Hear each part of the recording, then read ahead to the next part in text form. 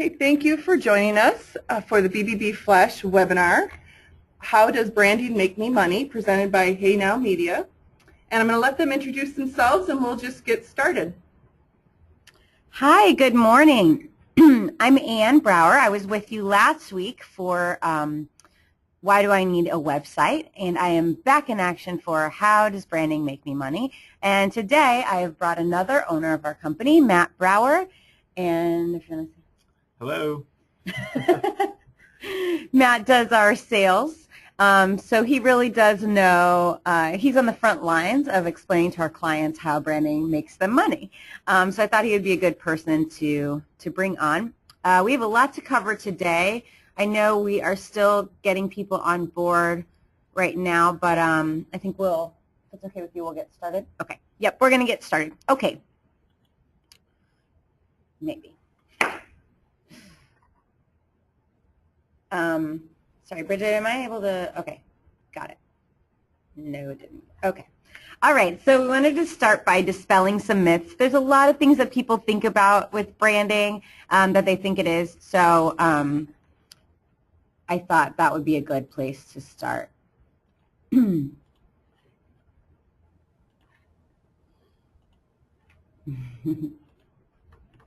I wanted that in, actually.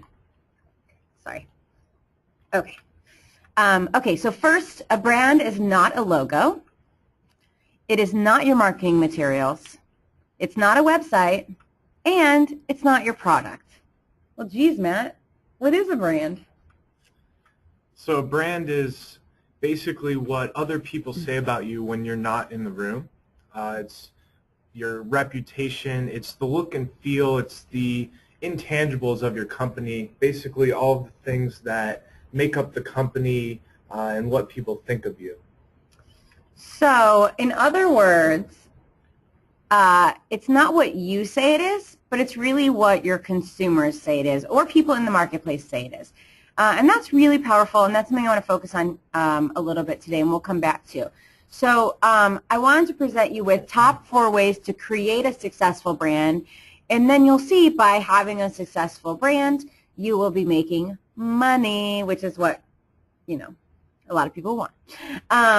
So the top 4 ways are to be different, to be consistent, to connect emotionally, and to simplify. So let's delve into those a little bit. So one problem is our brains act as filters to protect us from too much information. And what that translates to is that we're hardwired to notice only what's different. So I put up a picture for you to see, but like obviously your eyes go straight to the red thing. So in the marketplace, the solution really is to be different. Increasing your focus helps build your differentiation. Increased differentiation creates a larger likelihood that people will gravitate to your products, and it gives you a competitive edge. So if you think about one example that's always easy to kind of pull on is Apple, but if you think about Apple, when they came out with the iPod, there was nothing like it. And they were really different in the marketplace. And not only, we can keep stringing this example through and show it through each lens here, but they weren't just different, but different was a huge part of what they brought. And I remember, has anyone heard of the Zune? That's long gone.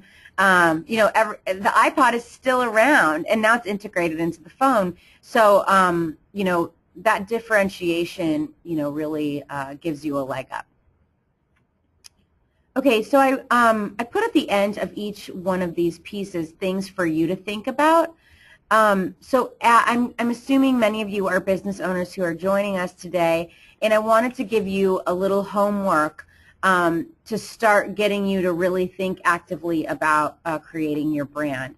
So when it comes to differentiation, some ways to get there is thinking about really who are you? Who are you as a company? Who are you as a person? What do you value? What's meaningful to your company? Why do people come back? Really defining for yourselves some of the strategy of why you're doing what you're doing. And then that moves into what do you do?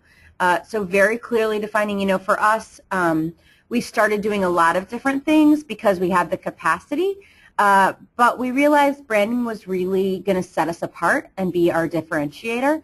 So we, over about a year and a half, decided to specialize in just branding. So we still do some other things, but our core competency is branding, and that's our differentiator. And then thinking about, why does it matter? Why do other people care? You know, why would they want to use you? And what kind of value are you providing to their life? And so that's also where we come back to a little bit of, it's not about what you want, you think, but it's about what they think, is putting yourselves in the shoes of your customers and saying, why is what I'm doing going to matter to them?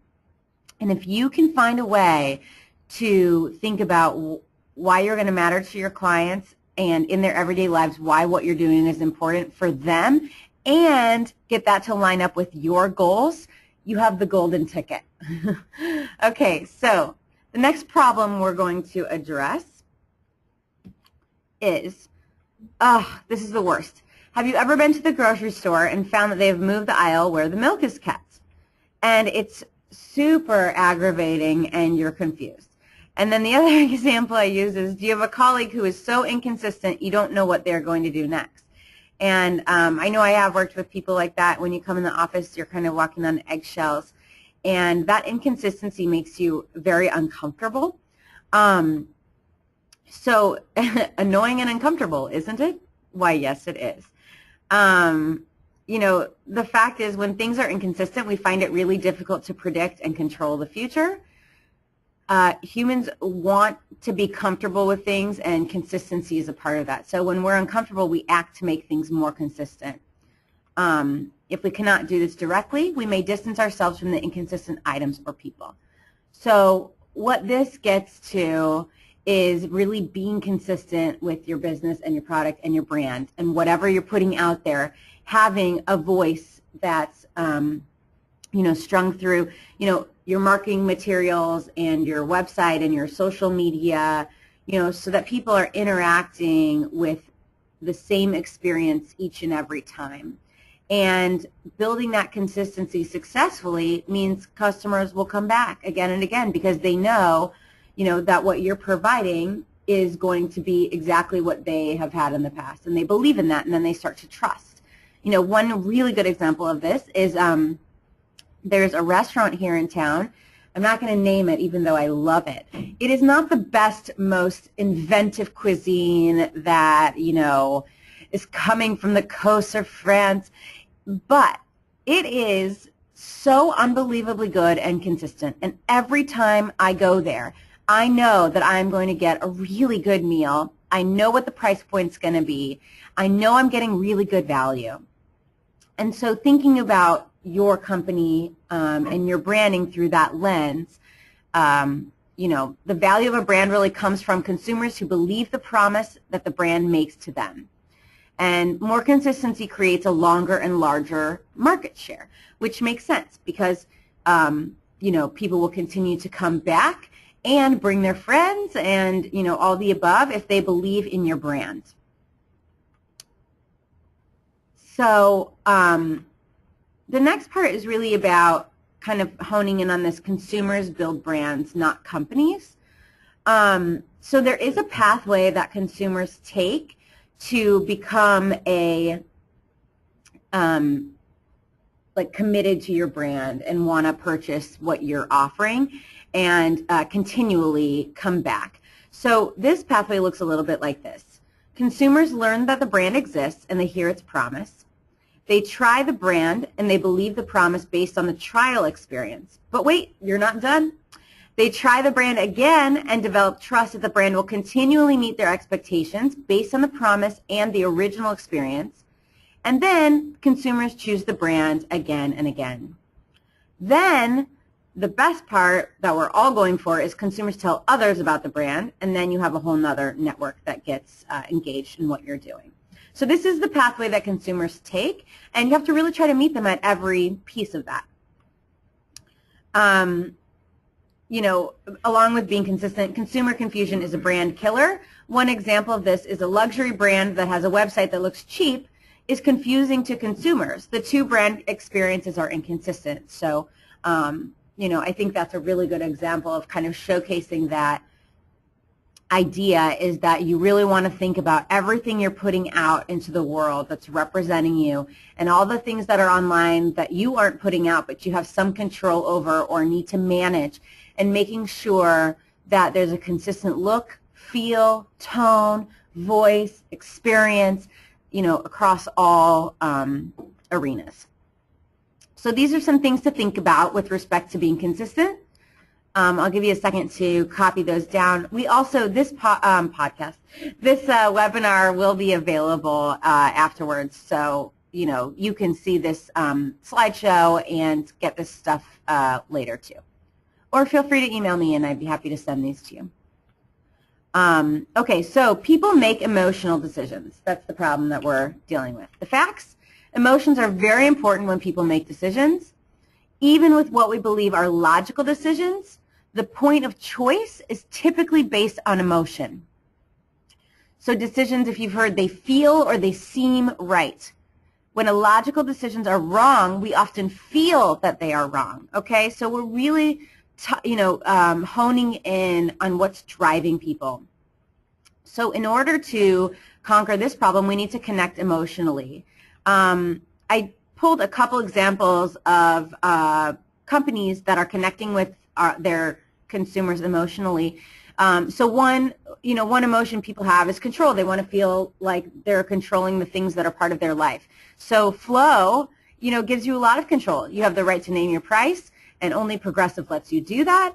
And she's saying, we will do what you need, and we're keeping you in mind, other than, the opposite, other than the inverse of that. Burger King also. Have it your way. I saw yesterday that sales of McDonald's Big Mac are dropping because people want to have it their way. There's too many choices of apparently how we can eat crappy food. But anyways, Burger King's been really successful with this. Again, they want to give their users control, and that's a really powerful emotion that people gravitate to. And there's a lot of examples of people using this specific emotion, but these are just a couple. Another popular emotion to draw on is security. I found this great Verizon ad. They have a lot more coverage, so you're secure. So they're pulling on that emotion of people's need to feel secure. And, especially what happened with Sony right now, I think that's going to be, watch and see. But I would guess in the next couple months that you're going to see that emotion being drawn on a little bit more, because people are capitalizing on fears that people have. So these are things to think about in this section. We're thinking about a compelling story, integrating your audience, an authentic brand voice, which means, for example, HeyNow's brand voice is me. It's bubbly, it's, it's bright red, it has an exclamation point.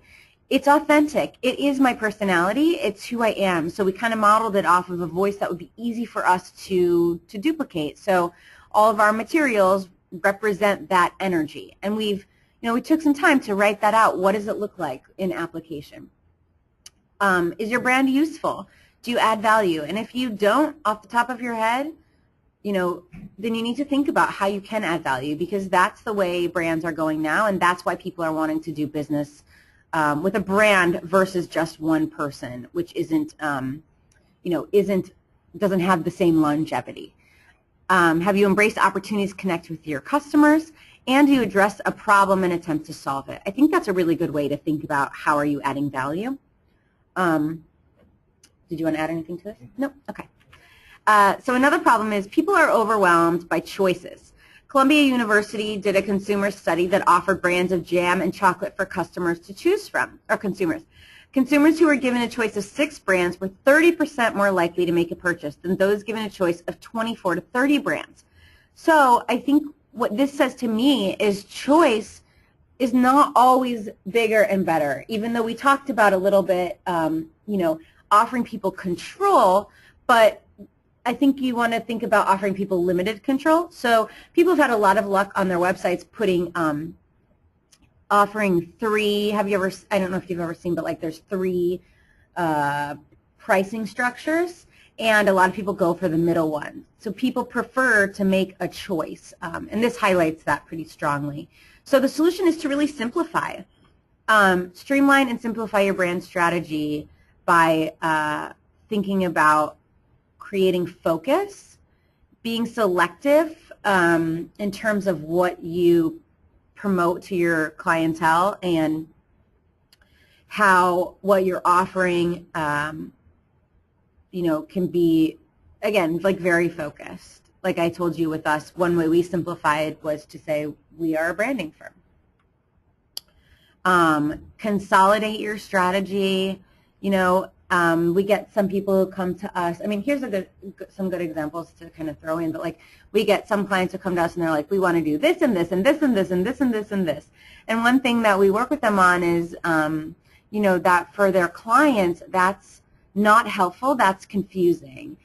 So how can we take all the things that you're wanting to do and be and pull them into a funnel and see what pairs together, you know, what creates, you know, more of a complete whole for you guys. Another way to simplify is to strategize. You know, when you're thinking about branding and you're thinking about how to make money, there is, you know, strategy is the core of that piece. And I don't know if you want to talk a little bit about strategy. Yeah, I mean, basically with strategy, we want to strategize looking at the customer, looking at the target demographic, and really think about what they want to hear and what they want to see. And so we strategize on how to market and who to market to. And this will really help narrow down your message and really help you attract the customers to your product or to your company. And I'm going to get more into the strategy once we wrap up this presentation. Okay, great. So one solution is to cut through the clutter. Different markets have different needs. So reassessing and refocusing your brand marketing strategy to help your company really identify will help you cut through the clutter, and your clients cut through, you know, they're seeing so much out there between what's going on Facebook and the web and everything else, you know, newspapers, radio, you name it. There's so many ways to get to people these days. And so simplifying really helps get your message across in a world that is completely not simplified. So one way to do this are to identify who your customers really are and marketing to your actual customers. What does that market want? What do they need to hear? We've said this a couple times, but it's really invaluable. And then thinking about how to best target them. Where are they? If you were, you know, if you offer yoga pants and you're not in a gym, you know, you're missing a really big opportunity. Obviously, that's a very simplified version, but really thinking about where are your clients. A highly targeted brand experience offers greater value to the consumer and creates more lasting, profitable relationships than a catch-all. And I really do believe that. So ways to think about this are identifying who are you and what you do. So a focused brand strategy starts from the inside, and that's why we do that strategy work. If you cannot articulate who you are and what you sell as a company in a few short minutes, then you need to look at streamlining your internal strategy. And this is about messaging, really. The more you can get your internal folks on the same message and start delivering that same message to your clients, the more consistency you'll create. And we talked about consistency being really important. So this kind of helps with simplifying, about thinking about what that message is. And then it also helps with consistency about making sure that that message, you know, that when I come into your store and I deal with Jody, Jody tells me one thing, and then I come back another time and I deal with Paul, and Paul tells me something completely different. Jody and Paul need to have the same articulated message, and it needs to be thought out and it needs to be strategized. So creating simple decisions during the purchase process is the #1 reason that consumers are likely to buy your brand, do so repeatedly, and recommend it to others. Create simple decisions during the purchase process. Enough said. Here's some things to think about. I'll give you a second if you want to copy those down. But these are the questions for things to think about during this presentation have gotten, you know, more advanced and more, you know, more specific as we've gone along, because I wanted you to be able to think about things generally, and then, you know, as you get to the end of the presentation, you should have some more data to be able to think about things a bit more specifically. So I would really recommend doing this, you know, as an activity for yourself with either, if you're one owner, you know, with you, if you're several owners, like people who are invested in what you're doing and your brand and how to move things forward, and getting their buy-in and kind of exploring some of these questions together, you know, I think would be really helpful. Okay, so Matt was going to talk a little bit about specifically the question that we have approached here today, which is, how does branding make me money? So I wanted to start by introducing the term, some of you have probably heard of it, brand advocates. A brand advocate is someone who is going to tell everyone they know about your product, your services. They're going to tell everyone about your brand. And the most important piece about building your brand is creating that trust and creating that loyalty that a strong brand, any strong brand you could think of, has very strong brand advocates. Just yesterday I was meeting with a client. It was the first time we had ever met, and not because of our price point. Our price point was actually a little bit out of their budget, and they have a few goals to try to get to working with us, and we're working with them to make that a possibility. However, they left the meeting calling their friends, telling them about our company, their friends' own businesses, and that we should meet with them immediately. Not because of our price point, not because of the services we provide, but because of the experience she had while meeting with us in our office. So creating those brand advocates through having a strong brand is essential to growing your business. This will help you develop your strategy on how to market and who to market to. So a lot of times companies that don't have very strong brands will try to start with marketing and say, I have $30,000 to spend on marketing, or I have $2,000 to spend on marketing, and I want to have billboards because I know people are driving by and seeing those billboards, and I want to be highly visible. Well, before we spend that money, we want to ensure that there's a strong brand, that the identity reflects the target demographic they're going after, that it has the look and feel that will resonate with the target demographic. And what happens is, if they don't have a strong brand, the dollars they're spending on marketing go to waste and they're not effective. And so developing your brand will ensure that your marketing dollars will go as far as they possibly can and they won't go to waste. Another key factor in developing your brand is it'll attract more people to your products or services, to your company, and it'll do so organically. This is a lot better than doing marketing and advertising. There's a huge trend right now that, especially with millennials, and millennials are kind of taking over the market, the trend is they don't want to be advertised to, they don't want to be promoted to or sold to. They want something that is authentic, that tells a story that's compelling, that gives them something to get behind. So developing your brand will attract more customers for a longer period of time. As mentioned, it'll give you a competitive edge. It'll set you apart from your competition. So people will stop going to your competitors. They're going to start coming to you. And it's organically going to increase your referral sources. There's a ton of other reasons why, but we definitely wanted to open the floor to questions to the audience here. But before we do that, we did want to mention how you can leverage your Better Business Bureau accreditation as part of your brand. As we mentioned, the strong brands have trust, they have loyalty, and part of this trust is having these accreditations.